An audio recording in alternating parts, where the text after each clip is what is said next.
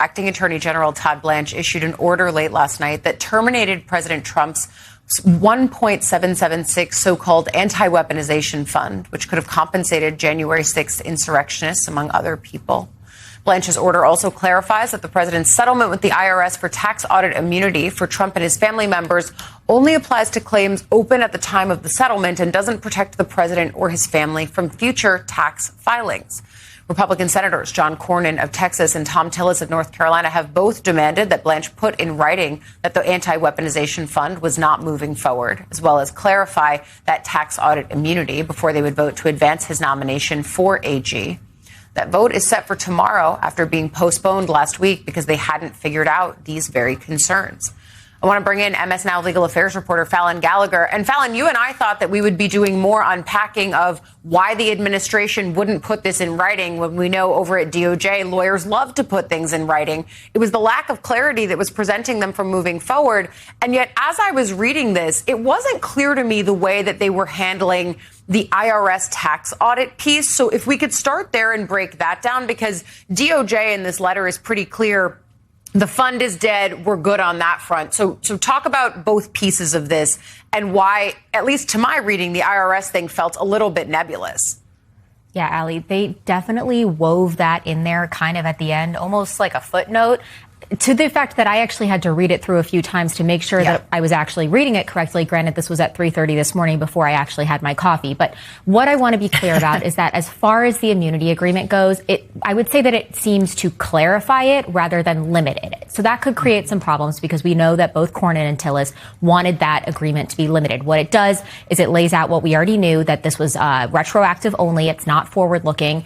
But then what it does a little bit differently here is that it clarifies that it only affects the plaintiffs. Now, if you go back to the initial May 19th order that established the immunity deal, it says the plaintiffs, but then there are all these like related parties. There's trusts, associated individuals, all these things. So there's an argument that he is limiting. But what could create a problem here is that this order about the immunity deal isn't signed. You'll see there were two documents that he posted online overnight. The first one is a formal order rescinding the fund. He signs that. The second one it's more of a press release, it almost reads like. It says that it's an announcement about it. And so he doesn't sign that. That could create some problems down the road. But my read is that he appears to be clarifying, maybe limiting, but officially clarifying what already exists. Yeah, and I think the ultimate question is the fund was just one piece of it, and certainly that's one of the things that Tillis and Cornyn together were focused on. But when I spoke with John Cornyn last week, he was really focused on the IRS immunity piece of it, in large part because he felt like it was the DOJ making a deal with someone who happens to be the president of the United States in a way that they would not make that same deal of future immunity in perpetuity for you and your family around the IRS and future audits. He felt that that was unfair. And I think now we're at the point of questioning, does this deal that is made right now actually serve as a deal that moves this nomination over the finish line? We haven't heard from Tillis. I saw a colleague of mine in the Hill press corps with a statement from a Cornyn spokesperson saying that they've reached an agreement and that they're going to be waiting to see what it is. Obviously, we got it late last night. So does this clear the runway now? I mean, Allie, in theory, it should. I would have to believe that Blanche would not put out anything publicly like this if they didn't already have an agreement that they were going to move forward and actually confirm him. But there are still a number of outstanding questions here. If we go back just briefly to the actual part of the fund deal itself, that rescission, that's something that judges have been asking them to do since June, and they have not done it. But when I'm reading that text, what's notable is, of course, he signs it. He says they're not moving forward with it. He's been saying that for a while. This is a signed order that formally rescinds the fund. But my question is this forever? Is this just for now? Because it doesn't specify that. So while they're backing off of this fund right now, there is nothing, as far as I can tell, in this order that says that they can't revive this in the future. And so when we're thinking about his confirmation, I'm also thinking about the outstanding legal challenges. There are multiple cases that are still challenging this fund. I don't know if this is going to be enough to moot those cases because it's not permanent forever. This is saying we're not moving forward with it now. So I would imagine, as far as the Senate side goes, I don't have the reporting on this, but I would have to imagine that there's no way that Blanche would put this out publicly without the president's sign off, without those senators sign off, with some sort of agreement that this will actually get his confirmation. Because, of course, he could have stayed on in an acting capacity for chunks of 210 days, depending on how they played this game. But this is a president who, you have to remember, brought this IRS lawsuit to secure the settlement agreement because he wanted some sort of judicial legitimacy around there. This is a president who cares about legitimacy with things like this. You would have to imagine that he wants an officially Senate-confirmed attorney general. Yeah, you would imagine that. And then also he has said during his first term that he doesn't mind people being acting because it does give him more leverage over them. And I just want to, when you talk about the lawsuits that were filed over that $1.776 billion fund, Blanche in the signed document that you're referencing says there have been several frivolous lawsuits filed challenging the fund, and at least one declines to say that this is moot. So he's trying to dead that issue. And I think it's going to be interesting to watch now once the sun comes up, or maybe we should just check Truth Social at the commercial break, what the president himself, who has really kept the idea of this fund alive, including in that clip we showed at the top of the show, he has really been the driver behind it. Blanche tried to dead this at multiple points, and Trump kept saying, well, this is popular for people in Trump world. So we're going to see what happens as it gets slightly later in the day. But I think your analysis of this is probably right. If I put my Capitol Hill correspondent hat on, it seems like the exact kind of thing that Tillis and Cornyn were saying they needed as we went into the weekend. So I'll be watching very closely for how they themselves react. And the Senate comes back to town, in theory, to handle this business tomorrow. There is a lot, though, going on your beat. So I want to talk about this stunning reversal that happened over the weekend as well. The DOJ announced it's dropping felony charges against a former Olympian after acknowledging that damage to the Lincoln Memorial reflecting pool was caused by flawed installation, not vandalism, like they've been saying, with no proof. The motion to dismiss was filed by D.C. U.S. Attorney Jeanine Pirro on Friday after prosecutors concluded the damage attributed to former Olympian David Hearn stemmed from defects in the installation of the reflecting pool's liner. The filing stated that information obtained after the indictment showed the damage was caused by, quote, botched work performed by the project's contractor hired by the Trump administration, and it wasn't botched because of criminal conduct. The Trump administration has defended the $16 million no-bid contract by saying the work needed to get done by July 4th for the nation's 250th anniversary. Hearn had pleaded not guilty to a felony charge of destruction of property after authorities alleged he damaged the iconic reflecting pool during a June visit to the National Mall. In response, President Trump lashed out on social media, stating he disagreed, quote, 100% with Jeanine Pirro on the reflecting pool. I don't know what she was thinking. To me, it was a pure case of vandalism. Like, it's not vandalism if you can't prove it. Interior Secretary Doug Burgum echoed the president's message in a social media post of his own, writing, quote, the evidence is clear. Vandals have repeatedly caused damage to the reflecting pool. Neither Burgum nor Trump provided evidence for those claims. And ultimately, Fallon, isn't that it? That these guys can, in the court of public opinion, say whatever they want, but a DOJ lawyer or Jeanine Pirro can't go in and just lie in court. Allie, we're hearing this directly from Jeanine Pirro's office herself, that there was no evidence here that Davy Hearn, that former Olympian, actually committed this damage on the reflecting pool. Now, what's really notable, there are a number of things here, is that we're hearing this after he's already been charged, after he entered his not guilty plea, and as this case was getting really close to trial. This trial was set to begin at the end of September. And so for Jeanine Pirro's office to move to dismiss this indictment, saying, hang on, we actually found out there is no evidence here. He didn't do this wrong. This is that no-bid contractor's fault, not the Olympian, and presumably not the other people who have been charged. Now, Davy Hearn's the only one who is facing a felony count, but multiple other people were charged with misdemeanor damage here. But I cannot underscore how significant this is, that the DOJ is backing off of one of these indictments that you could make the argument is one of these perceived political indictments that wouldn't necessarily have been brought by other administrations. Jeanine Pirro here is now paying the price for backing off of this indictment. This is like a massive, massive turnaround, and just something we don't see, because this is someone who's had no issue bringing cases that the president wants in the past. This is the same person who tried to indict the so-called seditious six, those members of Congress, and a number of cases like this. Allie? Yeah, I mean, I was on a podcast with Harry Litman and a few other former DOJ types, and they were all saying that this case, before it was reversed, was so embarrassing for the DOJ here in D.C. And I wonder now, I'll probably call them after this, how they see this reversal. Because you're right, it's absolutely stunning. And for someone like Pirro, who has made her career off of sticking closely to Trump, interesting to see what this does to her star in Trump world. MS Now legal affairs reporter Fallon Gallagher getting a lot of news on the board all before sunrise. Thank you.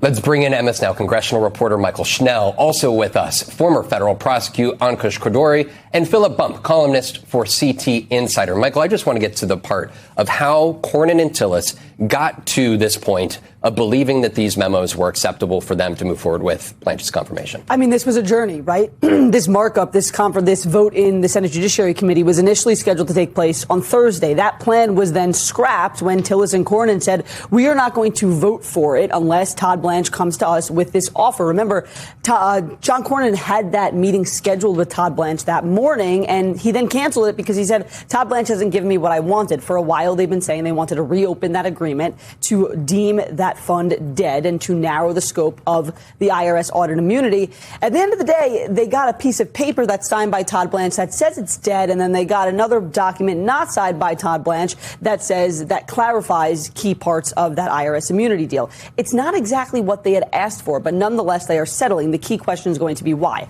I can't get inside their heads. I'm going to be looking for them in the Capitol when they return to session. The Senate returns to session later today, but it seems to me like a tried and true Senate compromise where both sides come to the table, come to some sort of agreement that they can both go home and say that they won in some way. Cornyn and Tillis can say, I have a piece of paper signed by Todd Blanche that says the word dead and anti-weaponization fund, while Trump allies can say, well, the president and his sons and companies are still shielded from those audits. So we're going to have to see sort of the true thought process from Cornyn and Tillis when we catch up with them later today. But it's certainly a lot of questions left because, yes, the paper says dead, but for how long? Could they resurrect it in a different way? And then that immunity, I mean, that's not even a signed document. You'll be looking for both of them this afternoon when they return here to D.C. They released literally just minutes before we came on set a joint statement saying that they're going to be moving forward with it. But Ankush, the question here is, can this fund essentially be created down the road? Is it binding? There's not even a signature on the second memo.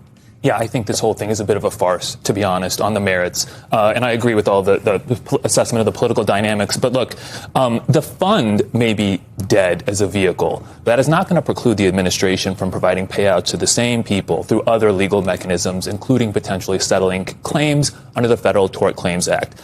Hundreds of those claims are supposed to be coming in from former January 6 defendants. They can be settled by the government without judicial oversight, without the public even becoming aware. And it's Explain not like, that. That's something that it's a law that already exists. Administrations have used it in the past. Correct. It's a law that's designed to allow private individuals to sue the government when they've been wronged by the government. And the government can settle those claims through an appropriation that Congress has provided. But it can do that through a variety of mechanisms and mechanisms that may not necessarily become public. So to my mind, this has always been the big problem with Cornyn and Tillis's position. I find it particularly strange that Cornyn has sort of acted like he doesn't know this. Cornyn has been a senator for decades. He is a lawyer. He was a former Texas AG. He's a former judge. So I think he has to be fully aware of this. And, it's not like this is some imaginary sort of scenario we have to contemplate that the government under Todd Blanche might settle frivolous lawsuits. We're here because he settled a frivolous lawsuit brought by Trump against the IRS. So I don't know why these same folks would have any confidence that he won't do the same thing in the future when he's out from under them. He appears to have given them a piece of paper. They appear to be satisfied. I think they're going to regret it. And I think the only way, I've said this many times before, to prevent this from happening is to pass a law, which is something that senators used to know how to do. The idea that they would be passing a law on this front seems pretty unlikely here at this point in time. I agree for a variety of reasons, but I think that would clarify that the Republican Party writ large is not actually opposed to these payouts and that Trump himself is not. And to your point, John Cornyn and Tom Tillis don't appear to be introducing legislation to that front. And President Trump just last night said that he wants this fund to go forward here. And we should be clear also, this DOJ IRS settlement, the settlement was not opened up. There was no explicit changes or the negating of the actual settlement itself. Philip, when we're looking at the fact that one of these documents is unsigned by Todd Blanche to clarify the scope of the IRS deal and the immunity, it still mostly provides for past audits for the president, his two sons, and the Trump organization. Do you think politically at some point here that this hurts Republicans that are allowing this nomination to go through and this sort of immunity deal for the president to proceed? I think it's sort of a fool's errand to assume that anything is going to hurt Republicans for standing with Donald Trump against the rule of law, right? I mean, we've spent a decade adjudicating whether or not people would find what Donald Trump had done too far beyond the pale to support. I mean, we see this over and over again. In fact, what we're seeing now is we're seeing Republican senators who are scrambling for any excuse they can take to try and side with Donald Trump. I mean, to the point that these agreements, are they worth the paper they're written on? It depends on how expensive the paper is, but probably not. I mean, the fundamental issue here is Todd Blanche is Donald Trump's former attorney who has made very, very clear that he is in his position to do Donald Trump's bidding and not serve the United States, not serve the Department of Justice. Fundamentally, one can't trust these pieces of paper because one can't trust that Todd Blanche is going to be acting in the government's best interest as opposed to the president's best interest. And that's what this all comes down to. Republican senators have learned over and over again that it does them very little good to stand up to Trump. So they're trying to come up with a way to reconcile both the outcry over these really egregious acts that have already taken place with Donald Trump and his base wanting to see Todd Blanche actually assume the position. Tomorrow, what, Michael, should we expect to see visually and audibly from the Judicial Committee's vote? And are we going to see much, or is it going to be up and down? It should be pretty quick, and it should go off without a hitch now that we know that John Cornyn and Thom Tillis are going to be supporting Todd Blanche. The committee is split up 12 Republicans to 10 Democrats, which is why if just one of those Republicans had voted no, it would have been stalled in committee. With both of them, this now looks like a glide path, at least through the Senate Judiciary Committee. But I would say Todd Blanche is not out of the woods just yet. There still has to be that vote on the full Senate floor, and I've been talking to some Senate Republicans who have been skeptical. Lisa Murkowski, Susan Collins. Last week, Susan Collins said she wanted clarification on the anti-weaponization fund, on this audit immunity. Lisa Murkowski wouldn't even comment to me when I had asked her last week. And then you have Bill Cassidy, who is somebody who, yes, he said things about the fund. Yes, he said things about audit immunity. But his biggest concern has been what was just being discussed, the fact that Todd Blanche is Donald Trump's former personal attorney. And Bill Cassidy wants to ensure that Blanche is going to bring an unbiased nature to this job and not just still continue to act as the president's lawyer. So I would say Todd Blanche not out of the woods just yet, but certainly for this first hurdle, it looks like it will be successful. And then there's a question of when will we actually see this final vote? There's a lot of procedure that happens in the Senate, a lot of agreements that need to happen to speed things up. If not, this could bleed into the weekend. But again, we're going to have to see how it all unfolds. Ankush, there is something that the president posted yesterday on Truth Social that caught my eye, amid a lot of things that he posted on Truth Social. And it was this article dating back to March, in which Governor Evers of Wisconsin suggested that they would resist, his administration would resist efforts from the FBI to seize Milwaukee ballots from 2020. And the fact that this caught my eye 3 months out from the midterms is the fact that the president had the idea that state officials would actively potentially try to resist federal agents from seizing, whether it be 2020 ballots or potentially 2026 ballots here. Where do you think, when it comes to the conversation around potentially state officials suggesting that they may resist federal agent takeover of ballots, how do you think that these state officials should be mentally preparing for this? Well, look, there's been some reporting to this effect. They're trying to keep some wraps around sort of their plans, which I understand. Look, I think they're going to have to be prepared to go into court very quickly, but there are limits to their ability to fight the federal government. We saw this in the fight that Fulton County had over the FBI going in and getting those ballots. The government succeeded in maintaining control of those. So this is something that that I know that these folks are thinking about and need to be prepared for. I think it is worth us understanding better what their plans are from these public officials. And I would also add that this is not coming in a vacuum, right? We were just talking about Todd Blanche. And if Blanche gets confirmed, he has made very clear that he is going to be willing to aid and abet Trump's interest in this area. Blanche has said falsely that there is a ton of evidence that the 2020 election was rigged, an abject, unprofessional lie. Blanche has said, I don't understand why people have objections to sending ICE agents to the polls. A ridiculous claim. OK, so and he was in the audience for that speech that Trump gave about the supposed election interference from the other countries. So Trump is getting the guy in place who we should worry would be someone who would implement precisely the sorts of things that you're worried about. I think it's a question we continue to ask state officials. I talked to Nevada Secretary of State yesterday, who said, like Evers, that they would be ready to resist federal agents coming in and taking ballots. Real fast, before we go, Philip, I want to make sure that we touch on the decision here by Jeanine Pirro, the D.C. U.S. attorney, to the motion to dismiss on the Reflecting Pool case against David Hearn, who they had made wild accusations against for having caused this damage here. And President Trump, it's worth noting this weekend, he wrote on Truth Social, "I disagree 100% with Jeanine Pirro, the U.S. Attorney for the District of Columbia, on the Reflecting Pool. I don't know what she was thinking here." My very specific question on this is, if the president is breaking from Jeanine Pirro as D.C. attorney, is there the potential that some of his other picks, whether they're acting or confirmed across the country, begin to take pause at doing the bidding and trying to seek indictments on clearly false allegations that the president makes without evidence just because he wants them to? It doesn't seem that way. And it really bears noting that all of this up until Pirro's dismissal, and Pirro has she's Westchester County DA. She has an actual background here. Every step, though, that led to this was an abuse of power. The fact that they tried to supplant Donald Trump's false claims about vandalism, and they tried to actually prosecute someone in order to bolster those claims, then it was dismissed as good. Everything that led up to it was bad. And there's every indication that we're going to see those same sort of bad outcomes elsewhere, regardless of what happens here. Donald Trump's Attorney General nominee, Todd Blanche, has now said he has officially rescinded Trump's controversial slush fund. The move seems designed to placate GOP Senators John Cornyn and Thom Tillis, who said they would not vote to confirm Blanche without written assurances that the fund was dead.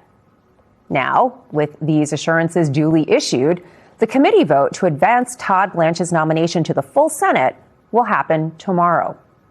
Now, what exactly were these assurances that got Blanche's nomination back on track? Blanche released a pair of written statements. The first statement, which was a signed memorandum from Blanche, reassured Republican holdouts Cornyn and Tillis that the $1.8 billion so-called weaponization fund will not go forward. The other statement, which was unsigned and issued by the Justice Department, clarifies the limits of Trump's immunity deal with the IRS. Cornyn and Tillis released a joint statement saying in part, quote, "We are pleased that the Department of Justice has issued a formal order terminating the anti-weaponization fund, addressing concerns that multiple of our Republican colleagues share." But they may have spoken too soon. The New York Times is now reporting that these statements issued are full of, quote, loopholes. According to the Times, quote, "The original terms of the documents creating the fund said it may be modified only with the written agreement of the parties," a reference to Donald Trump, his sons Eric and Donald Trump Jr., the Trump Organization, and specific government agencies. Mr. Blanche's orders, however, is a government document signed only by him. The apparent deal between Blanche, Cornyn, and Tillis comes just hours after the president doubled down on the fund, telling reporters on Air Force One that he'd be open to bringing it back. Take a listen. This would be a reimbursement for the pain that they suffer. A lot of people like it. If they don't approve Todd, I put it back on the table. A lot of people like it. A lot of big supporters of Trump like it. And just hours ago, Trump was asked about the deal that Blanche had struck, and he made it clear that he didn't know what exactly Todd Blanche had agreed to. Listen up. Mr. President, did you sign off on Todd Blanche rescinding? I didn't look at it. All I know is that Todd Blanche is great. He's going to do a great job. Everybody knows it. And I understand there's been a sign-off. But I don't know what they agreed. I think Todd Blanche agreed to reconfirm things that he's already said. And what he said was okay.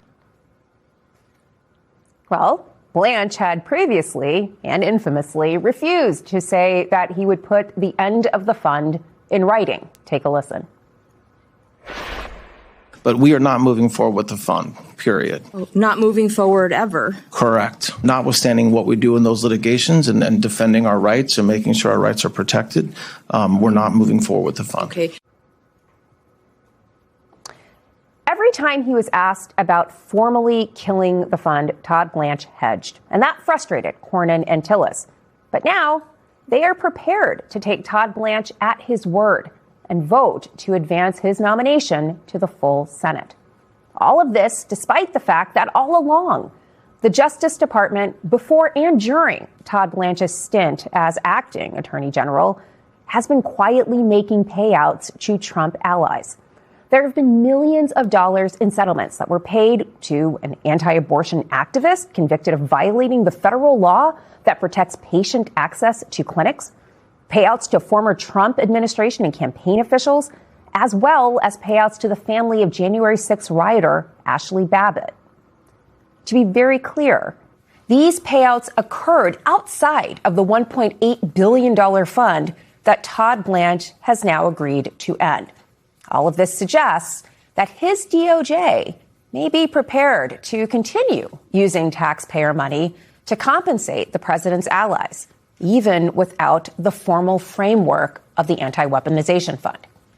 Joining me now to break it all down is Maya Wiley, former SDNY civil prosecutor and CEO of the Leadership Conference on Civil and Human Rights. Also with us is David Litt, former Obama speechwriter, author of the Word Salad Substack, and a best-selling author. So, Maya, I'll start with you. What is your reaction to the senators who were so upset about the fund now being okay with these assurances that the fund is dead? Well, I will say I am sadly unsurprised because having sat in the hearing room for some of Todd Blanche's nomination hearing, it was very clear they were looking, particularly Senator Tillis, was looking for the way out. Mm-hmm. Because remember, these are senators that at one time had said in writing means legislation from Congress, so that the executive branch just can't reignite a weaponization fund, not to mention whatever is happening with Trump and his family having immunity forever and ever and ever.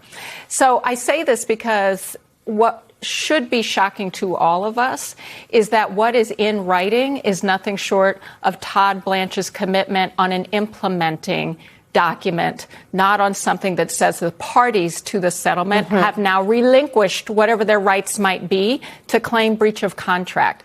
I only say that we don't know what will happen, but Donald Trump hasn't signed a thing. Congress hasn't signed a thing. And to your point, the settlements can roll on. Right. So let's leave aside the question of whether or not these are legally binding documents. David, what do you make of the fact that Tillis and Cornyn, both of whom have nothing to lose? They are not coming back to the Senate. They have, again, nothing to do with this president going forward. Why won't they stand firm on this and truly end the fund in real terms? Well, let me start by saying I feel like I'm here with two very accomplished lawyers. I am not a lawyer. So, I have thoughts about like analogies and prepositions and stuff. But I will also say I do have familiarity as a human being who has done embarrassing things from time to time. Yeah. And Thom Tillis and John Cornyn should be deeply embarrassed about this. I mean, Trump saw through these two people. I mean, he saw through a lot of people in the Republican Party. But I think one of the things that he understood well before other Republican senators or Congress members understood it was the combination that these senators, they're extreme, but they're also weak. They were supposed to, as you said, have nothing to lose. Trump ended their political careers. This was their chance to get some revenge, to put one over on him, and the best they could do is a basically meaningless document. These are not Virgos. I'm a Virgo, so I don't know what that means. So is it good to be a Virgo or bad? We are a very vengeful people, I think. Agreed. Yes, absolutely. Well, I'm a Capricorn. I don't know where that fits in here, but I will say this. It's worse than that because it wasn't just about vengeance. They actually believed what they were saying when they said it was bad, when they said we should not have it, when Congress should act and prevent any sitting president from doing what Senator Tillis himself this weekend called the payout pot for punks. That wasn't soft talk. That was what he meant. What he caved on and what Cornyn caved on were their actual principles. That's worse. So under prior questioning by Senator John Cornyn, Todd Blanche actually admitted that Trump could try and enforce the terms of this settlement. So let's take a listen to that. You have said that the weaponization fund is a moot issue. Is that your position? Yes, it is a moot issue. I suppose if President Trump's counsel sought to enforce it, that they potentially could. Including the weaponization fund. Well, they could try to enforce the contract. Right. Maya, you're a lawyer. Does this document that Todd Blanche issued change anything about the possibility of the president resurrecting this fund in some way? Are these legally binding promises, or are there loopholes here that will allow this to come back well after Todd Blanche has gotten what he wanted? Well, as I said, it's an implementing order. What that means is he's like, I'm not going to do this. So what does that have to do with a settlement that he entered into and with the parties themselves, including Donald Trump, not having said, we agree? And plus, he's the president of the United States. What we've already seen in the settlements themselves become a back door to making sure they can pay people. So there are a lot of interesting things here. So one, these are settlements between the various agencies and these different principals, Donald Trump himself, the Trump sons, and then the Trump organization. And none of these people have had anything to say about this quote unquote implementing document. Going back to the whole question of this being a settlement, this was actually coming from a lawsuit. Is there any legal recourse here that the court could take, or that any of the people involved here in the legal challenge could bring? Well, look, we already have a very angry judge. Yes. In this case, because the judge already said, I think this is sanctionable. We had 38 former judges say this smells and there should be disciplinary action potentially taken here. This is one of the reasons why some of us have also argued that Todd Blanche is unfit to actually serve as the nation's top lawyer. But I say that because, yes, I mean, we could see a continuation of a judge saying, first of all, this was something that did not fall within the realm of something the court would have approved in terms of jettisoning the cases in the first place. But look, this is all unknown territory because none of this is normal. Yeah. And I think the most important thing to say, this is so abnormal that every American should be deeply concerned and upset that this is supposed to be the department of the people and it's now just the department of just Trump. Well, so David, to that point, is there any evidence that this is registering with ordinary Americans, that this is a fund that could be resurrected at any time? It's really at the pleasure of the president, at the pleasure of the attorney general, who seems to be the president's personal lawyer in much of this. Do people care that their tax dollars are being used in this way? I think people care at a moment when it seems like every day there are 20 Watergate level scandals, and even J.D. Vance is out there saying, oh, Watergate would be fine now. Sometimes things do break through, and this broke through when it first was announced. And it's one of the reasons, I mean, it's nice to think that, everybody stuck to their guns and was deeply principled to say, we don't want this. I think the reason, or a big reason they didn't want it, was that they got caught. And that they realized that, particularly at a moment, by the way, when Americans are struggling to buy groceries, Americans are wondering what's going to happen to their energy bills. Every time we do something new and stupid in Iran, fuel costs go up, gas goes up. And so what is the president focused on? He's focused on spending $1.8 billion of your tax money you earned, to a bunch of insurrectionists because they supported him. That is not very hard to message. And I think to your point, I don't remember every word in the alliteration-filled quote from Thom Tillis, but you could tell that when he was saying that, he felt really good. He was like, oh, this is what it feels like to be making a point that people agree with, and now he's kind of shrinking away from that. Good evening from New York. I'm Chris Hayes. Well, it looks like Donald Trump gets to keep his lawyer permanently installed as the country's top law enforcement official after all. Two outgoing Republican senators had been holding up the confirmation vote of the acting attorney general and former Trump defense attorney Todd Blanche. But today, well, we sort of saw this coming. Thom Tillis and John Cornyn backed off. They blinked and gave Blanche's nomination the green light. Now, they did get a concession, kind of. So Blanche posted two one-page memos purporting to undo some of the dirty deal that his own DOJ struck with the president to settle the president's $10 billion lawsuit against the IRS, which he now controls.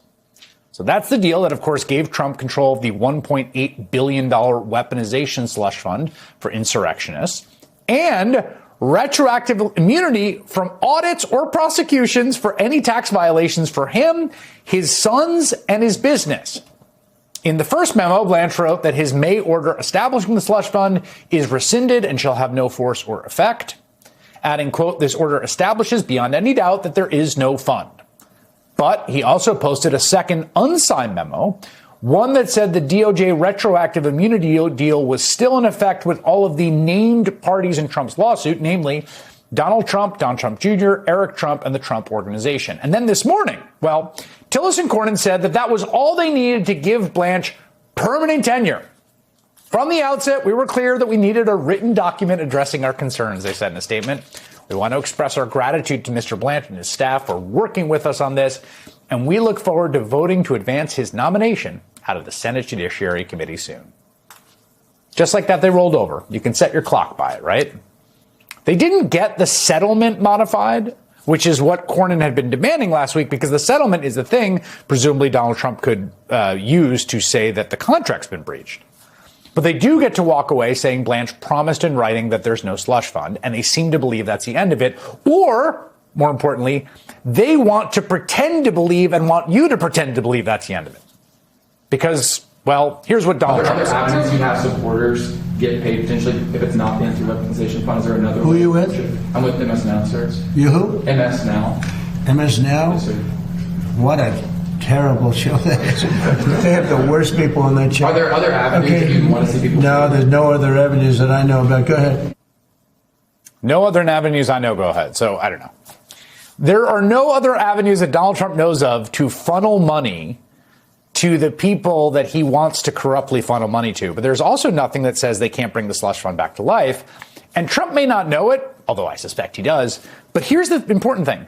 Blanche's DOJ is already paying out your tax dollars in settlements to far-right convicts with Trump connections, slush fund or not. We told you just last week, $1 million payout. $1 million. How would you like to have $1 million from the government out of nowhere to an anti-abortion Access activist who was convicted of conspiring to prevent access to a clinic, but was pardoned by Trump last year? Now, there's also the matter of Trump's immunity deal, right? There was two parts of this deal. And that, the immunity deal for Trump, in a sense, it lives on. Donald Trump, Donald Trump's sons, his umbrella corporation, get tax immunity. They can just skip last year's tax bill altogether. Remember, last week when Tillerson and Cornyn were demanding written assurances that were better than these, they said someone at the White House was holding things up, someone who apparently didn't want anything changed in that settlement. I guess we'll never find out who it was. Mr. President, did you sign off on Todd Blanche rescinding? I didn't look at it. All I know is that Todd Blanche is great. He's going to do a great job. Everybody knows it. And I understand there's been a sign-off, but I don't know what they agreed. I think Todd Blanche agreed to reconfirm things that he's already said, and what he said was okay. Again, he sounds pretty happy, but why wouldn't he be, right? He gets his own personal attorney permanently installed at justice, or at least, actually confirmed. He gets the Republican Senate's affirmative stamp of approval on him. Let's be clear. Essentially, and I don't think there's a better way to say this, like robbing the American taxpayer of hundreds of millions in personal and corporate tax liabilities that are hanging over his head. Remember, he's been obsessed with this from the beginning. And he can still pay off some of his weaponization victims out of the Department of Justice till, slush fund or none. In exchange, Tillerson and Cornyn finally got what they really wanted. And this is really the key thing to understand about this story and understand about those two men you see there and the character of those two men and who they are. They just wanted a fig leaf to share with all the other Republicans, particularly facing re-election in this cycle, to say, see, we fought the toxic, corrupt, self-dealing with taxpayer funds that nobody likes, or at least we fought the most outrageous thing that Trump has come up with, which was to use your money to pay off people that bashed in the heads of cops. And at the center of all this is a man who's already demonstrated himself manifestly unfit to be Attorney General of the United States. I mean, it's not even a question, right?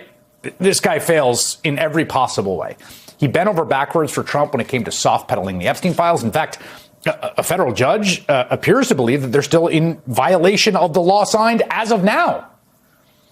He was the one that put together the sweetheart deal with the lone person ever being convicted of being an accomplice to Jeffrey Epstein, who's Ghislaine Maxwell, right? Who was helping him traffic the girls that he abused, and then got out of the prison she was in to go to a lower security prison because Todd Blanche wanted her there. He's overseen prosecutions of Trump's perceived political critics, many of them often under obviously ridiculous circumstances. He's currently facing ethics complaints and a really stirring condemnation from a federal judge over the role in the IRS settlement, which he was the point guy for. Should this guy be the top law enforcement officer in the country is a very easy question. There should not be a single vote for him. But the thing is, Thom Tillis and John Cornyn, well, they caved, even though they have literally nothing to lose, right? They're both on their way out of Washington in a few months. But the lesson of all this is that they caved because they're Republicans and they like Donald Trump and want to enable him. At the national level, there really aren't any good Republicans under Donald Trump. I'm sorry, but at the national level, and there are some exceptions on particular issues. Thomas Massey's been good on war and he's good on the Epstein files here and there. But you always have to remember, whatever they say, whenever they express their disquiet, whether in public or in background to a reporter, which they love to do, here is the reality. The modern Republican Party is Donald Trump's party, and it is a party that affirmatively supports Donald Trump. They want to see, believe in, are glad that Donald Trump is using our government in the way he's using it. They work every day to facilitate that so that he can use it for self-enrichment, mass deportation, enormous tax cuts for wealthy interests, deregulation for those same wealthy interests, and wars in the Middle East.